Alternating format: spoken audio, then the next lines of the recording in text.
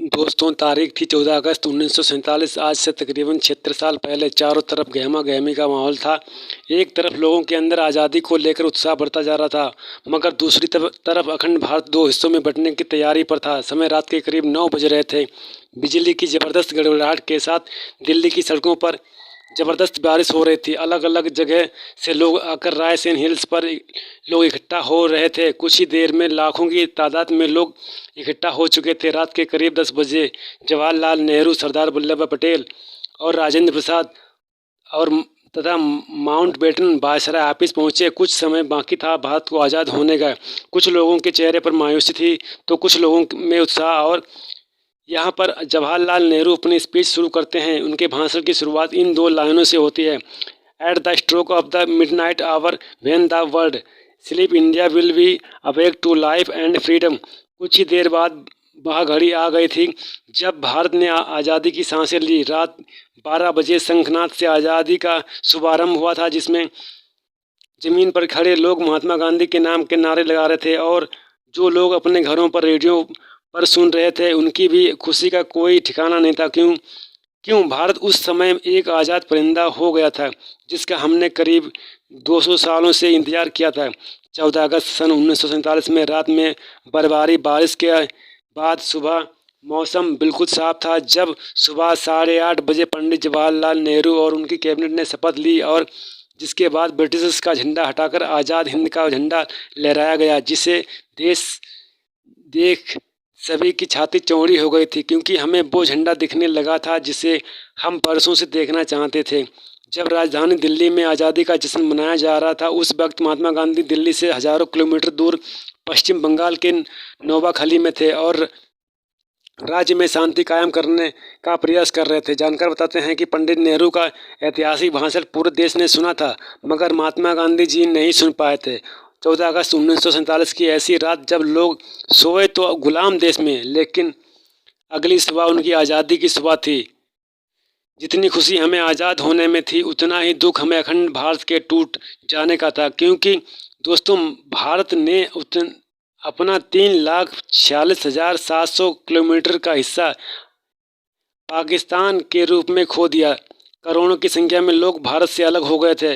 जो लोग कुछ समय पहले भाई की तरह जिंदगी जी रहे थे, वो अब एक दूसरे की जान के दुश्मन हो गए थे। क्योंकि 14 अगस्त की रात 12 बजे भारत और पाकिस्तान का विभाजन हो गया।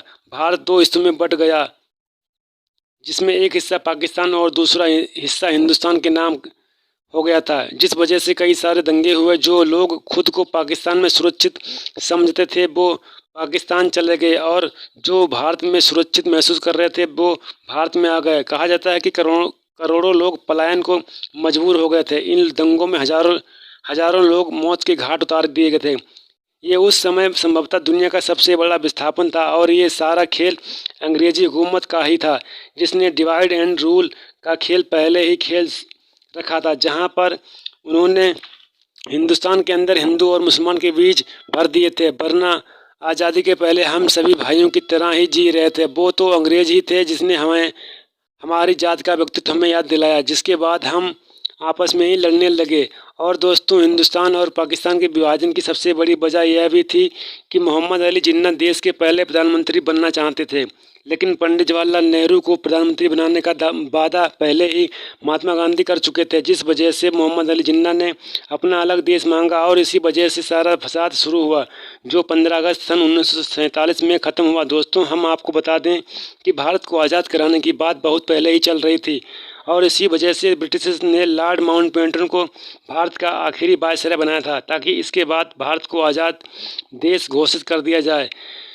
लेकिन इसमें भारत के हिंदू और मुस्लिम आपस में ही लड़ने में उतारू थे, और यही ब्रिटिश चाहते भी थे, क्योंकि लड़ाई की ये चिंगारी उन्होंने ही लगाई थी, जो आग बनकर अब तक हमारे सीने में जल रही है। लेकिन दोस्तों, इससे भी ज़्यादा अफसोस की बात यह है कि ब्रिटिश ने हमारे साथ हर वो जुल्म करे जिन्हें हम याद करें तो हमारी आंखों में आंसू आ जाते हैं। लेकिन फिर भी उन्हें भारतीयों की तरह विदा किया गया। जहां 1500 ब्रिटिश सैनिकों की पहली टीम 17 अगस्त सन 1947 के दिन अपने देश लौटी, वहीं आखिरी टीम उसकी 1 साल बाद 27 अगस्त 1948 के दिन निकली और जब ब्रिटिशर्स की आखिरी टोली हमारा देश छोड़कर जा रही थी तो उन्हें बैंड बाजे के साथ विदा किया गया और उसी दिन सभी ब्रिटिशर्स का नाम हमारे नक्शे से निकल गया। दोस्तों, ये थी हमारी आज़ादी की पूरी कहानी। लेकिन क्या आप हमें बता सकते हैं कि जिस भारत का ख्याल करके हमारे स्वतंत्रता सेनानियों ने अपना जीवन गंवा